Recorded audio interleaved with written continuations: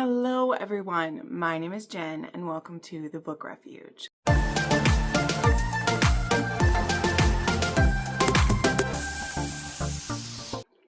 Hello everyone, welcome to another recommendations video, and today we are going to be revisiting a taboo recommendation that I know a lot of you deviants love, just like me.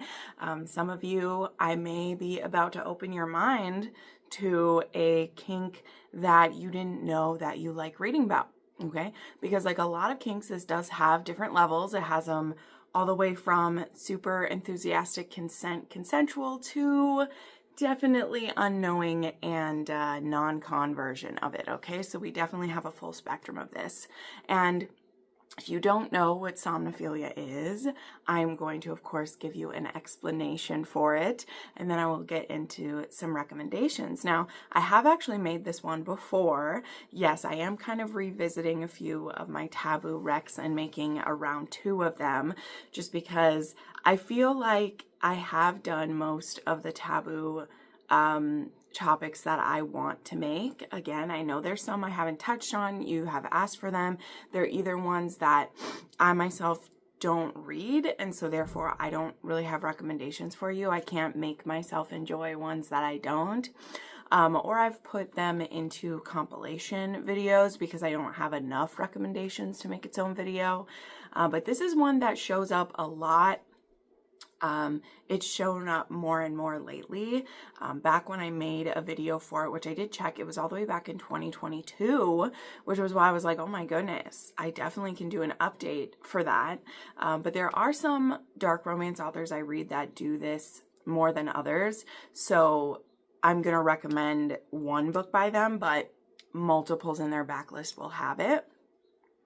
And again, it's one that can also show up in places you might not expect, because there is particularly one type of sexual act that I think a lot of people forget is somnophilia. And it can be a harder one to tiptoe because, well, you'll see when we get into it, but it doesn't always feel like it is a taboo or naughty thing to do. It can be extremely sexy, which is the same with a lot of taboo things, right? And that's why, you know, you always get a bit of my philosophy with these when we talk about it, is that I want everyone to be comfortable talking about the type of things they like to read in fiction. I really don't super enjoy when people start telling me all the things they like in their real life. That is not, you know, that's a parasocial thing. I don't need to know what you actually enjoy, but that doesn't mean I shame you for it if you enjoy it in real life. But I don't need to know that any of these acts are things you like to do. Yes, people tell me that. People tell me that because I like reading about it in books. They think I want to know that they enjoy it in life, and I do not want to know that. But I also, again, I don't shame you if you like to do it. There are just some things that strangers on the internet don't need to know about you. But I really don't shame you if you like to read about it, right? And the whole purpose, way back when, of me starting these taboo rec videos is that, like so much, I wasn't seeing them recommended by people. It was very hard to find lists for it. Granted, I understand why people don't necessarily like typing it into Google, so I'm happy to be the one to do it. You know, I'm like, the ship has already sailed on what my Google history shows anyway, so, you know, I'll just take the hit. It's fine. But of course, there are always some forums on Reddit where you can find recs. But again, there's also just some that you might not know that it hits that kink or that taboo aspect, and so it's really hard to search for them, right? So that was why I first started making these videos with these oddly specific recs as well as the taboo recs. And though I do always hesitate whenever I make one that's called taboo, just because I never want to put anyone in a box or claim a thing is taboo or not. For the most part, the use of taboo romance recs is a marketing ploy in a lot of ways. If you've ever looked at my playlist, my taboo videos are far and away my highest watched videos. And again, I know it's because it's a niche that I fit into. There's people who are fascinated by them, people who are genuinely looking for them, and people who are, you know, now may want to find more after I talk about a certain thing in like a weekly wrap up, and I'll be like, hey, I have a whole video of this. But my taboo and dark romance videos are far and away my most watched. And so that is something I will always keep making. So as always, I've done a very long intro, but let's get to the point. Let me explain to you what this taboo kink is, and then we will get into 10 recommendations that I have for it. And don't forget, if you like these recs, or if there's a book that I've missed, especially one that is an older fave of mine, it's probably in the original video up here, because I made this one back in 2022, and that one had a lot of the books I'd read in the past that I maybe at the time didn't know this had somnophilia in it, because it wasn't called that. You know, sometimes the author doesn't even know to put a trigger warning for that, because again, they didn't see it as somnophilia or didn't even know. But it's becoming a lot more popular to show up. So what is somnophilia? So according to like AI, when you will look this up, it says that somnophilia refers to a sexual attraction or arousal towards individuals who are asleep or unconscious. It's classified as a paraphilia because this is a sexual interest that is, you know, uncommon or against the norm. There can be potential for non-consensual activity within this because, you know, when you're unconscious, you aren't actively consenting to such an act. And this is where there can be a blurry line with this one. Now, again, in some of the books we're going to talk about, there is explicit consent given before the act. But I do want to fully acknowledge and say that, you know, in most, again, specifically in a real life scenario, not in a fictional one, this one is a very hazy one because you can't ever be actively consenting to a sexual act if you are unconscious, right? So because there's no ability for you to withdraw a consent at any time if you're truly unconscious, this is one of the acts why I feel like it does firmly fit in taboo, because it involves a lot of trust. And, you know, again, it can't be if consent can't be actively withdrawn, then that means it can't be actively given. Does that make sense? Do you understand? So this is one of those that even if you've consented ahead of time and then it's happening, like you either don't know about it, and so when you wake up, you just have to like know that it happened. Like, anyway, I'm sure my intelligent viewers, you understand what I mean. But this is one why I fully understand why it can be uncomfortable for people, and that's why it fits under the taboo, right? And that's why it's much easier to accept it in a fictional scenario. Again, whatever you do in real life with your partner, you guys got to come up with that. I'm not here to play those games with you or be your moral compass. I'm just here to give you spicy romance recs, okay? I'm not here to tell you what's right or wrong. But I, again, just always want to acknowledge with these before we dive into them that this is one of the acts that it is inherently like very hazy consent line, because the act of itself, it's why it's kind of like in a paraphilia, like why it's in a, you know, that kind of lane, is because even if someone says they want it, they can't be actively consenting to it while it's happening for the most part, again. There's also, of course, the acting versions of this where someone's just pretending to be asleep or pretending to be unconscious because they get off on it happening to them as well, right? This is like a lot of kinks, there should be something that both people are getting out of it. And if it is one where the perpetrator of the act is the only one experiencing it, that is a one-sided consent event. And so some of the ones we'll look at, again, the person is pretending to be unconscious because they also want to still be involved in the act. And then there's some where the perpetrator does them without the other having able to consent to it. So, okay, that's enough of dancing around it. Let's get into these, and then we'll be able to talk more in each book about what it is. Now, as always with some of these, I've read some of them a long time ago, so I marked them and put them in my Somnophilia like list. but I may not remember the exact act where it's happening, but at the time I wrote it down, like, it was in there, so it's there. And then some of them I'm vividly familiar with where it happens, and so I'll explain that to you, okay? So for some of them, I won't have the exact explanations for it.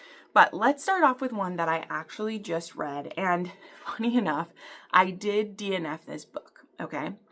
But it's because it has a lot of other things going on besides just somnophilia, but it starts off with an act of this happening, okay? And that book that I did DNF, which I haven't even reviewed it on the channel yet, it will be reviewed in my next video, my weekly wrap-up coming tomorrow, is The King of Hearts by Alex Grayson. Now, Alex Grayson writes dark, dark, dark, dark, dark romance, like as morally black as you can go. These heroes don't really have redeeming aspects at all. We're talking like hardcore, like even more so than like a San Mariano type of thing, okay? So just know that going into this, that this one is gonna be pretty uncomfortable if you are new to this taboo.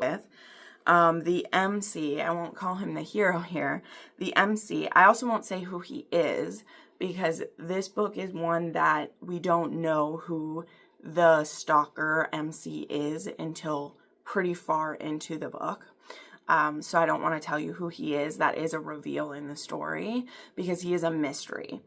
And the way that the characters are denoted at the beginning of each chapter is actually just says him or her. Now the heroine, we learn what her name is right away, but the him, we don't know who he is until he chooses to reveal himself.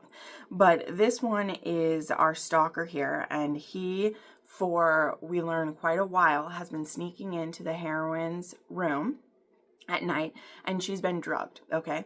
Now in the beginning we don't know how or who is drugging her, but he's able to sneak into her room and have his way with her. And actually he is impregnating her, okay, without her knowing. So even more darker things happening in this one, all right? You don't actually know that he's impregnating her right away, but I'm just telling you because, again, big red flags with this. Big, big, big, big.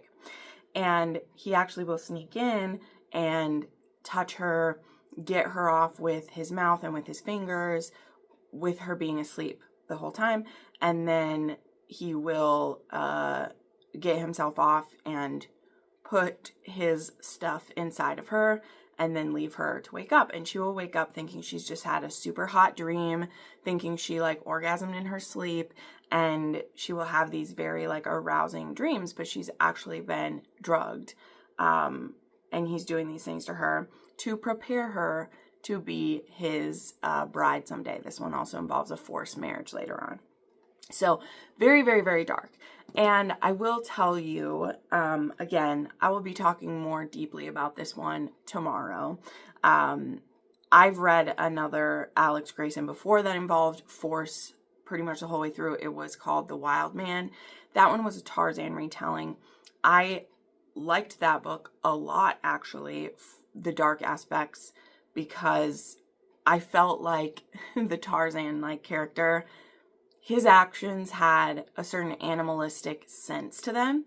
So they all felt very wrong and very invasive, but it also felt like there was an aspect of he didn't know any better. And in this book, truly what made this one hard, and the author does a very good job of giving trigger warnings for this, by the way, there is a whole page of everything. But there is aspects of flashbacks about the hero and abuse that he suffered as a young man that did twist his brain a little bit, that I just at a certain point could not stomach any further. And they were important aspects to his character, so it's not that I think it was completely gratuitous. To me, it was just this author really showing you what broke this man, but it was aspects of child abuse and child grooming by a family member, which I will tell you in this case was a female family member, which isn't usually what we see. So it was so hard to like look away because it was fascinating. But this was a very, very, very long book. And after about half of the book, of these flashbacks of what happened to him as a child, I was feeling physically ill. And to me, that's my trigger being hit, right? Because again, even if an author tells you what trigger warnings are and they did their job, that doesn't mean you're able to predict how it's going to feel when you read it. And I can read pretty much anything, but there are still certain things that you hit a spot and you're like, I'm done with you. But I do have a feeling that the King of Hearts will show up in multiple rec videos that I do. I don't think the writing was bad. I think her storytelling was very compelling. Like, I kept reading this book far past the point that I probably should have because I was just so sucked into it. But this book has a lot of those darker and taboo aspects. Like I said, we have forced pregnancy, we have birth control tampering, we have forced marriage, we have somnophilia. There is, he's a sadist, so there's a lot of like pain involved and stuff. So it has a lot of things that will probably show up in future books. And this is the book that made me want to make another one of these videos. So it deserves respect, but I did DNF it because I just couldn't handle it. So maybe some of you, my darker romance lovers out there, like the really, really twisted ones, who I see you and I appreciate you, maybe you will enjoy King of Hearts. Okay, then we have one that definitely we're going to be switching it up. This one's definitely a lighter version of it, for sure. We have Lessons with the Mothman. And this one has one of those, as I said, much lighter versions of Somnophilia. Catherine Moon, in my opinion, goes above and beyond to show enthusiastic consent. And so the type of Somnophilia in this one is the type where we are both just lazily, hazily in bed and exploring our partner while we are mostly both asleep and doing things to each other's bodies that we fully are okay with, though we may not be fully awake or fully aware of it. We've given full consent to our bodies for anything to be done. And so even if we aren't fully aware of the act as it's like happening, there's no like shame or there's no I'm not liking what's happening going on at all. And so this one is definitely a much more gentle look at it. And this book is a monster sex worker, Elias, who is a Mothman, and then we have Victoria, who is actually a bit of like a scientist and researcher, and she's looking into monster relations and how they seem to be so much more satisfying than human relations. She also has had a lot of difficulty orgasming in her sex life, and she's actually like looking for a partner who wouldn't force her beyond that. Like, she wants to just be able to experience the pleasure, give pleasure to someone else, learn about her sexuality more without it being on the other person to see to her pleasure, or they feel like they're less than if they can't get her there. And so, yeah, this book really looks into some very interesting things. And then we have Elias, though, who is more than willing to explore these things with her. However, he is a sex worker who takes great pride in his job in being able to see his partners to completion, right? And so to have this partner who is saying, I don't want you to make me orgasm. In fact, it makes me uncomfortable for me to feel you trying to push me there.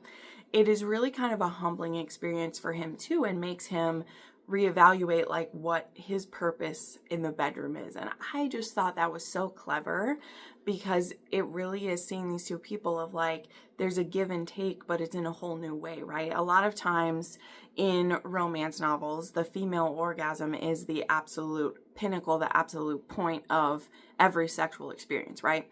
And a lot of that is because women feel like, and/or it is a stereotype that men just don't care in real life if women are getting there. And so in romance novels, you of course have heroes who they're exactly the opposite of that, that it's the heroine over everything else, and she must come multiple times, and he's a stud if he's able to do that, and all those things. And Catherine Moon looks at that in an interesting way, like showing how Victoria is actually fully satisfied in the sex she's having with Elias if he never makes her come at all. In fact, she feels the best when they just share pleasure and she's able to get him there without him you know, feeling the pressure, or her feeling the pressure to perform for him. So anyway, that was more than I meant to say, but this one is so interesting. And I think Catherine Moon looks at sexuality through monsters in a very interesting way.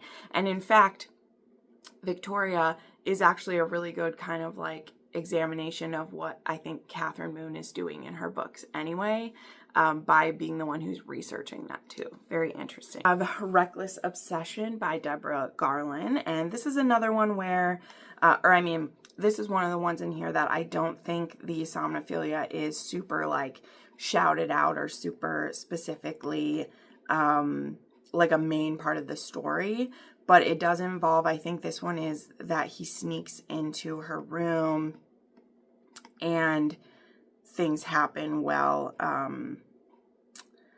while she's sleeping in this one. Because he's kind of stalking her and watching her, and he does some things while she's sleeping. But for the most part, this one's also pretty, it doesn't feel as weird as this kink can. He's just very protective and also very much stalking her. So this one also has some role plays involved with that. Like, I think at one point in this one, she's not sure that, she's not sure who's watching her. Yeah, but he's definitely stalking her and doing stuff with her. So this one is a mafia adjacent story. This one isn't directly in the Mafia Romances done by Deborah Garland, but the guy's related to the families, and I think he's a lawyer for the mafia, so there's that aspect. But yeah, he's a fixer. And so there's Owen, and they're both lawyers, and they end up having to work together. And he is the guy who's a part of her fantasies, and he's able to get into her apartment. He's also stalking her by her phone and through cameras, and sometimes he'll sneak in and do things while she's sleeping. And this is one of the cases where, like, she's not drugged or anything, so sometimes she'll partially wake up and think that it's a part of a dream and things like that. So still not a full-on, like, version of some of this, but I mean, it's definitely riding the line, and you'll get the Somnophilia out of it if that's what you're wanting from it, right? Okay, then we have For Fillies and Monsters by Landon Hill. And yes, this one definitely has it going on in here. So this is another stalker one. I mean, I'm going to say that a lot because a lot of the times that Somnophilia is happening, it's because someone has stalked the person and snuck in their room. So a lot of these are also fitting under stalker romance. But this one we have Stetson and Augustus, and he has been stalking her for, I think, almost a decade, if I'm remembering correctly with this one. And she's recently taken over her family farm to a lot of animosity from some, like, other family members. And she's back trying to make a go of it, and everyone's giving her a really hard time for it. But it's basically all that she has. It's her birthright. It's what she has, and she's going to make a go of this farm, this ranch, because that's all she has. And she ends up hiring Augustus to help her run it without knowing that he's actually been her stalker for many years. And now it's finally his chance to prove to her that he wants her. But he goes about it in a very interesting way, because he knows that the type of woman she is, she can't accept right now gentleness and a kind approach. And so he really takes the approach of, like, I'm going to be an asshole and you're going to love me for it, which is an interesting road to take. And so I believe he's an ex-bull or bronc rider. I can't remember which one. And now he is basically living on her ranch and working for her. And so he has more access to her than he's ever had. So he's definitely been following her and watching her. And now he's in basically arm's reach of her. And so things really escalate. And as I said, there's going to be some sneaking into her room and touching her and doing things with her. And yeah, lots of non-consensual things, but she also enjoys it in a way too. She wants to be punished in a way too. So lots of spicy, dark things in this one for sure. It also has the cowboy aspect that I know a lot of y'all love, a very dark cowboy aspect. And there's another one coming from this author soon This is the Trauma Bonded series. And the next one coming is for Cowgirls and Kings. And I will be continuing to read from this author because it wasn't overly long or drawn out. It scratched the dark itch that I love. And so I'll definitely continue reading from her for sure. Okay, now we have one that I also just read. And I won't talk on this one too much because it was my Patreon read for June. Okay, and because I give exclusive reviews for my Patreon, I don't want to talk too much about my feelings on it. I'll just tell you what the somnophilia element of this one is. So this one actually involves a woman on the run. She's just turned 18. She's in an abusive home, and she finally has an opening to make a run for it, to get away from her abusive father and all that he has done to her. And she makes a run for it and gets to a truck stop and basically begs for a ride from a trucker to help get her out of town. And again, I won't go through all the aspects of how that happens, but basically the first night she's staying with him, they get a little bit frisky in their sleep, and that they're both kind of like sleeping when it happens, so that one's a bit gray or whatever. But then in the next night, when he's actually kind of like taking care of her, he's just so drawn in by how her body looks and how it responds to him that he ends up basically kind of jacking off over her body, and then he just has this urge to breed this young, nubile, fertile woman in front of him, and after he jacks off over her, he pushes his cum up into her as well. And he ends up really liking that, and it happens multiple times in this book. And he actually finds ways to get his cum up in her multiple times before she is ever lost her virginity. Let's just say that. That's also what happens in the King of Hearts. I should have said that. Like, she's a virgin, and he does all these things to her in her sleep, but yet still finds a way to inseminate her anyway. So this one, though, is a much lighter version of it. Even though he does that, she ends up being super into it. So if you want to read kind of that like breeding kink and the somnophilia, and this one also has daddy kink in it. I guess King of Hearts has a bit of daddy kink in it too. I didn't even think about it. That one does too. But this one is definitely a lot lighter. Runaway Whirlwind by May Alder. So if a lot of the, as I said, child abuse and heavy aspects of the King of Hearts are not welcome to you, which completely understand, this one would get you a lot of that as well without the dark aspect. And for the most part, actually, the hero Wyatt is a big teddy bear. That one also has a husky hero. That's why I read that one for June. It was a plus size character was the theme. But it also had somnophilia. So there you go. Next, I have S. Massery here, and this is another author that she puts this kink in. I think every book I've read from her had this kink, but this was, I believe, the first book I read by this author, and it definitely, to me, felt like the darkest one, because this also involves a stalker. They all kind of do. In this book, I just could not look away from it at all. Like, I was transfixed, and that is Secret Obsession. Now, I think this one is book... I don't know, is it 2 or 3 in the series? It definitely wasn't the first one, but it's the one that I started with. Let me see here. Yeah, this one's book 3. Okay. But this was the one I started with because I was really interested in the other tropes, because this one involves, it is a brother's ex-girlfriend or ex-boyfriend's brother, whichever way you want to go with it. But this one involves the MC in here. Let me find, what's his name? Miles. He had actually wanted the heroine first. He was into her first. And his older brother ended up asking her out first. And so those two had been dating, I think, for, I don't know, it was a few months. And there was nothing like really great happening between them. And so the younger brother, Miles, had honestly just been biding his time because he knew his brother wasn't going to be with her forever. But he was getting angrier and angrier the longer that they were dating and the longer he was having to wait to have his woman. But finally the breakup happens, and now Miles is like, okay, it's go time. It's my chance. I'm going to make this girl mine. But of course now Miles is her ex-boyfriend's younger brother. And so she's not at all eager to, you know, jump into anything with him.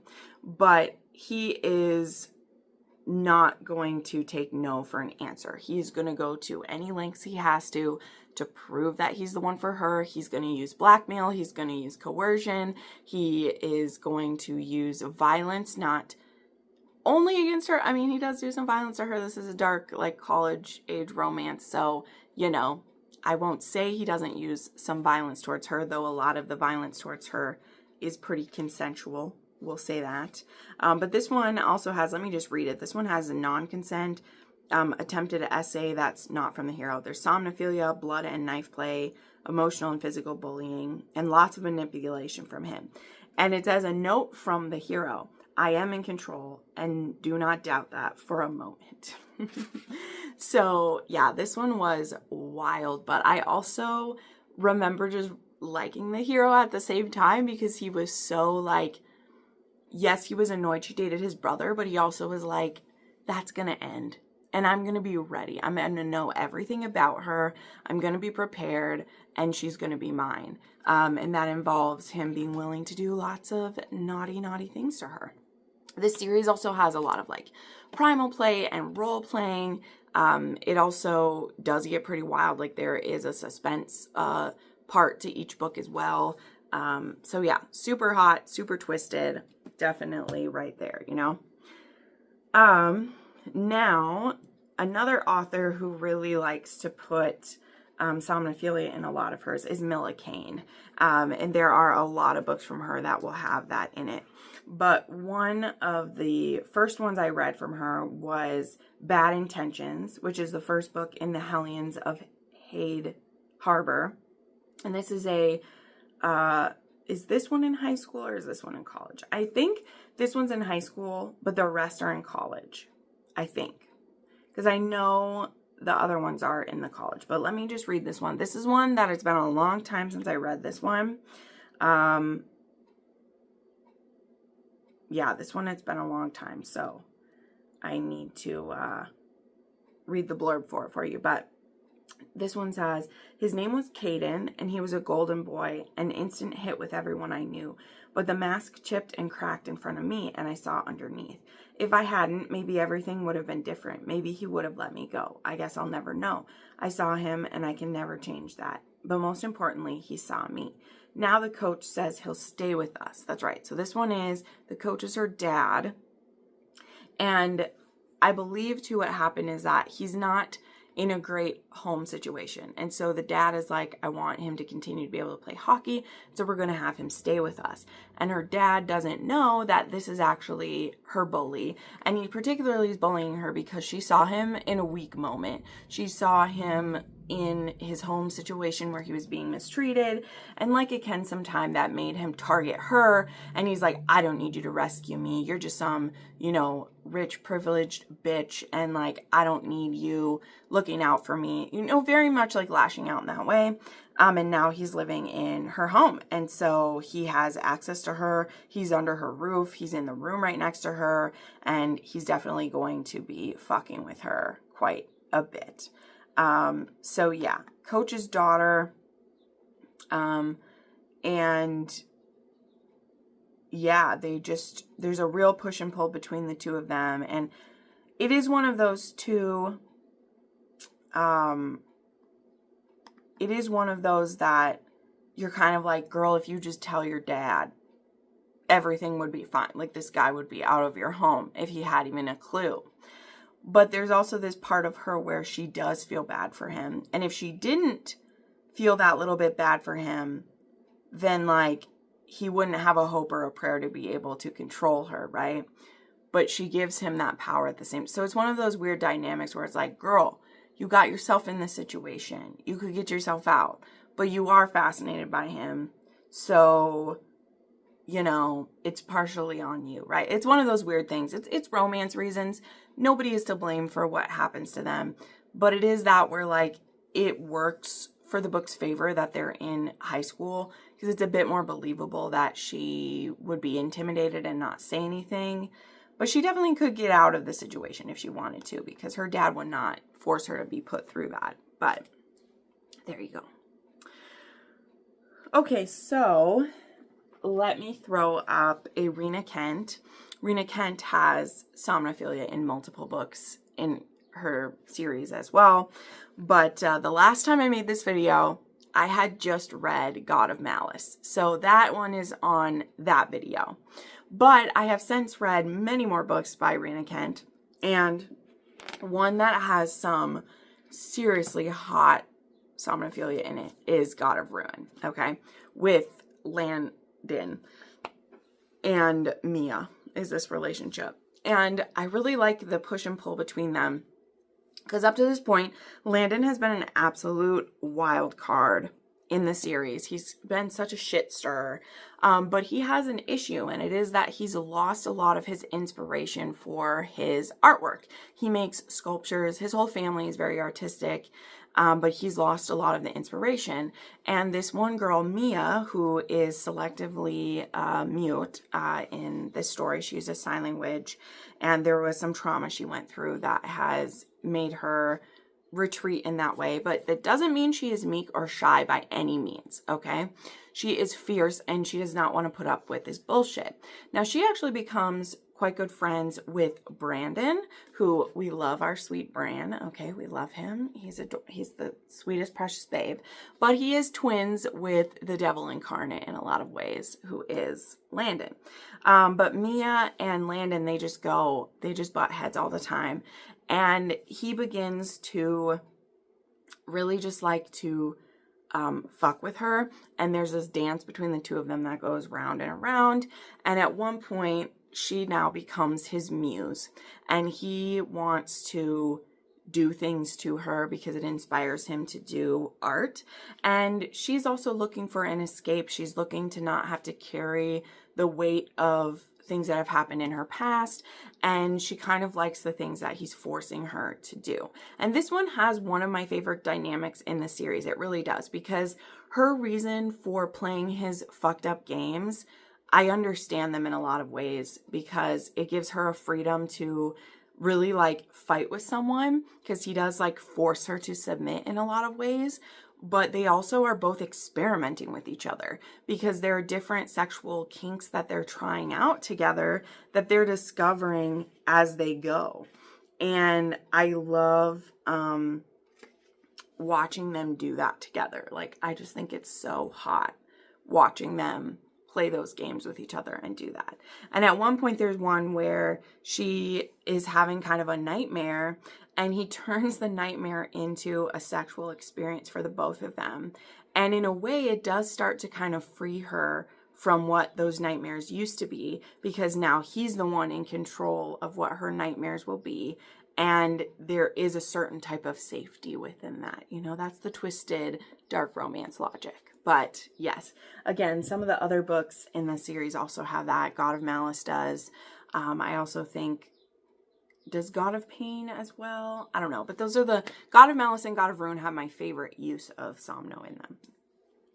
Okay, next up, we have a book that is very underrated, and I think is super unique in a lot of ways. So this is a very small author, and she's actually a friend of the channel, a viewer of the channel, and her name is Allie Marr, and this book is called Denial, and this is actually a married couple romance.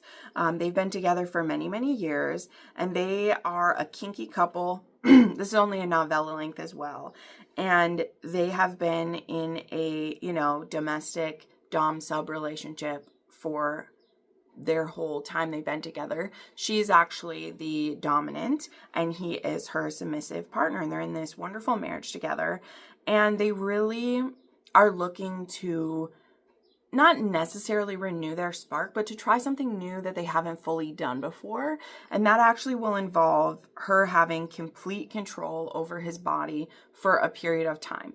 And he asks her not to tell him when that time will end, because he's like, in the past, and they both agree to this, they're like, in the past, we've set up a time period of when we'll have complete ownership session happen. And by this, I mean, he has a cock cage put on, and she holds the only key to it. He doesn't have a backup key. He doesn't have a way to get it off, where there's always been a, like, backup way, right? Like you should for safety and for sanity, you should have a way to tap out of something, even if you were to be alone, right? A sub should have a way out of that, especially something that is physically restricting them.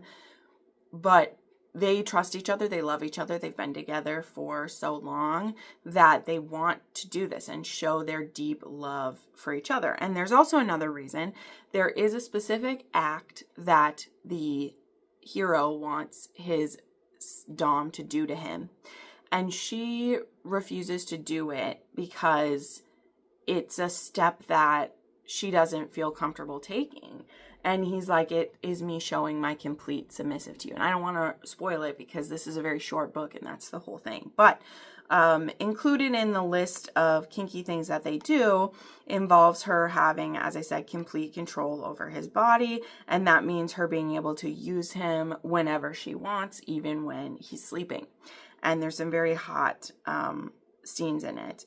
There's pegging, there's some CNC, public play, and somnophilia. And they're all very, very sexy. So definitely give this a try. It's, again, a very small author. And if you like trying some very kinky reads, this could be a really good one for you to experience and just see what you think of it, you know?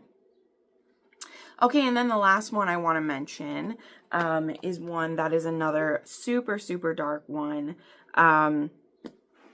And this one also involves sneaking into people's rooms, right? And that is Fear Me, Love Me by Lilith Vincent, which, by the way, I don't know if you know this, but she has another book coming that I guess is loosely connected with this one that I think is supposed to be a stepdad one. I don't know. But anyway, this one is a labyrinth kind of reimagined, and it involves the heroine's parents have crossed a criminal mastermind in a way that they shouldn't have, and in payment he basically takes their youngest child, who is the heroine's young half-brother, and she makes a sacrifice by going and begging him to take her instead, and he becomes very fascinated with her and how brave she is and how feisty she is, and they actually become lovers.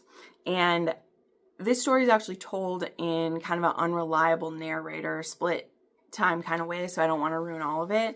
But this one, I think it actually is another one that like starts with a scene of like him breaking into her window and like forcibly taking her in her sleep.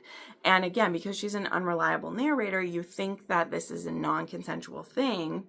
But as you sit with it, you realize that A, she kind of knew he was already coming, and B, she loves what he's doing to her, but she doesn't want to have to consent to it because that makes her feel bad that she's consenting to it. And he's like, well, fine, I'll just take it. And then we're both getting what we want. So this one, again, has a lot of other kinky things in it. I think there's blood play, there's primal play, there is some dubious consent, there is murder, there's so many crazy things in this one. But Lilith Vincent doesn't pull any punches, that's for sure. So anywho, there you go. There are 10 more recommendations with somnophilia involved. Please check out them in the description. I have links to them on Amazon. If you use those links, it does help out the channel. I also have a Patreon where I make exclusive vlogs and where I do reviews for things like this that are exclusive just to the channel or just to my patrons, and it definitely helps the channel continue to do what it does. So thank you so much for watching, and we'll see you in the next one. Bye.